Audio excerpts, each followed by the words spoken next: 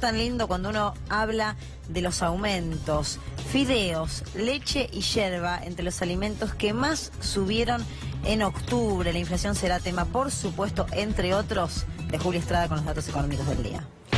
Gracias, Lu. Iván, vamos a arrancar por el dólar, que ya llegó a los 37. Es un rebote que fue interesante, un rebote importante. 37.01, ya había llegado ayer a los 37. Estuvimos discutiendo el presupuesto y no hablamos del dólar. Ahora, la tasa LELIQ sigue recortando, lo cual para mí es una buena noticia.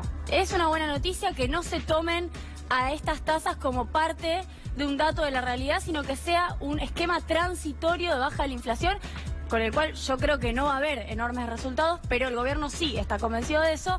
62.49, recordemos que estaban en 74 cuando asumió Guido Sandleris, 12 puntos de recorte de la tasa de interés. Estamos hablando de todas maneras de un nivel muy elevado. Y vamos al dato que todos están esperando el día de hoy, salió hace muy poquito, cerca de las 4 de la tarde. 5,4% es la inflación en el 10º mes del año. Estamos hablando de el mes de octubre. Sigue siendo una de las más elevadas de toda la gestión de Cambiemos, de toda la etapa post-2001 y del año. Es decir, sea como se mire el periodo reciente, la inflación de octubre es muy elevada. ¿Por qué digo esto? Porque salen comunicados, o sale específicamente un comunicado de el vocero de Guido Sandleris al frente del Banco Central, diciendo que ven como positivo el recorte de la inflación de octubre respecto de la de septiembre, que había sido de 6,5.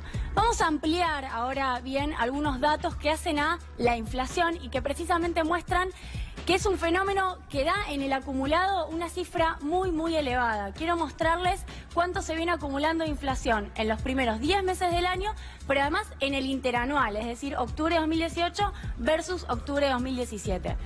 Repetimos el dato, 5,4 da en octubre de 2018. Si miramos los primeros 10 meses del año, ya tenemos 39,5. ¿Qué quiere decir esto? Que ya estamos llegando solamente en 10 meses casi al 40. Ahora, si miramos alimentos, porque cuidado, yo siempre repito, la inflación es promedio. Este 39,5 dice muy poco. Dice muy poco a quien está en la Patagonia, dice muy poco a quien está en el norte del país, a quien está en el conurbano, y dice muy poco respecto de algunos rubros. Por eso hay que mirar rubros. Por ejemplo, en alimentos, en 10 meses, la inflación fue de 43,7%. Por eso cuando uno mira, por ejemplo, la cuestión jubilatoria o la AUH, que son asignaciones muy bajas y que mayormente se destinan a los alimentos, bueno, hay que mirarlo con el 43,7, no con el 39,5. Vamos a la proyección del reglamento de expectativas de mercado del Banco Central. ¿Cuánto va a ser la inflación de acá a diciembre? 47,5%.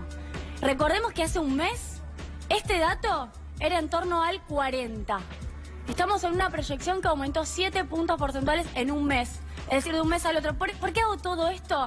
Porque octubre no es para festejar. Octubre es para esperar y tener paciencia a ver si noviembre y diciembre mejoran. Vamos con una segunda placa en donde quiero mostrar los rubros y el acumulado de la inflación, ahora sí interanual. 45,9. Este es el dato que dialoga, es del INDEC, que dialoga con el 47 que acabo de leer del Banco Central. Están mirando los 12 meses acumulados. 45,9 si nos paramos hoy y vamos hacia los 12 meses anteriores. Ninguna paritaria, creo que ya duplica gran parte de las paritarias. Vivienda y servicios aumentó 65,2. ¿Qué es lo que hay acá adentro? Bueno, el gas, el agua, la electricidad. Si alquilás, el alquiler, el pago de expensas, 65%. Por eso digo que cuidado, porque la inflación es un promedio. Nos vamos al transporte, 68,7% del transporte. Nos vamos a equipamiento del hogar, 47,7%, y alimentos y bebidas, 46,4% en el último año.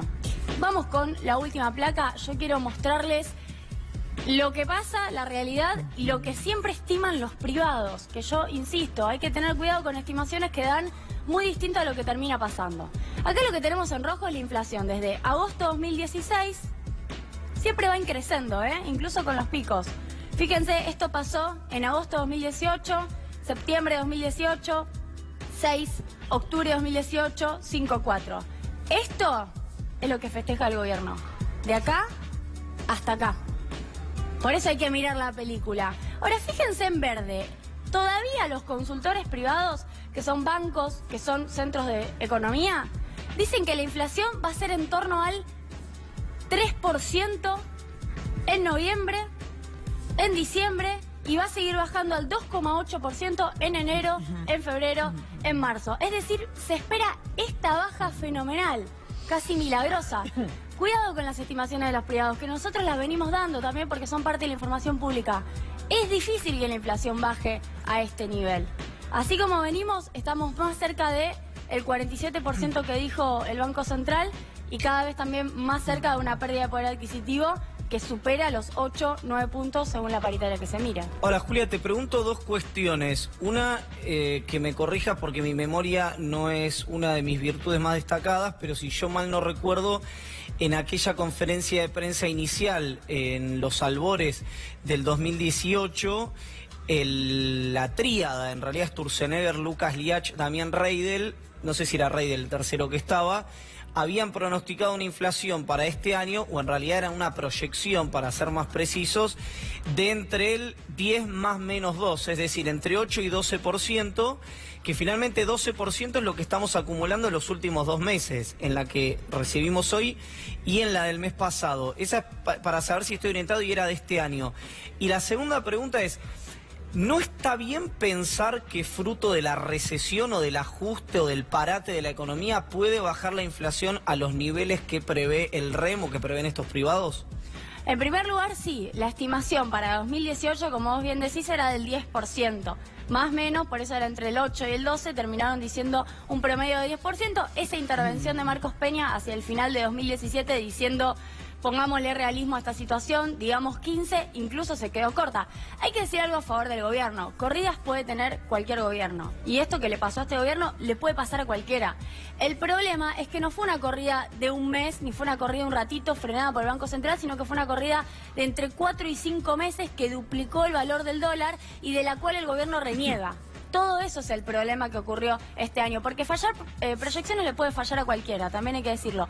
Pero este gobierno reniega de que hayan fallado las proyecciones por responsabilidad propia y por política económica propia. No recuerdo cuál era tu segunda pregunta. No, si el hecho de que la recesión y el ajuste y el frenazo de la economía y el apretón monetario que pide el Fondo Monetario Internacional no puede culminar en una inflación sensiblemente a la baja, producto de la paz de los cementerios, digamos. Que la gente no tiene plata. Claro. Bueno, eso es lo que espera el gobierno y es lo que buscan hacer.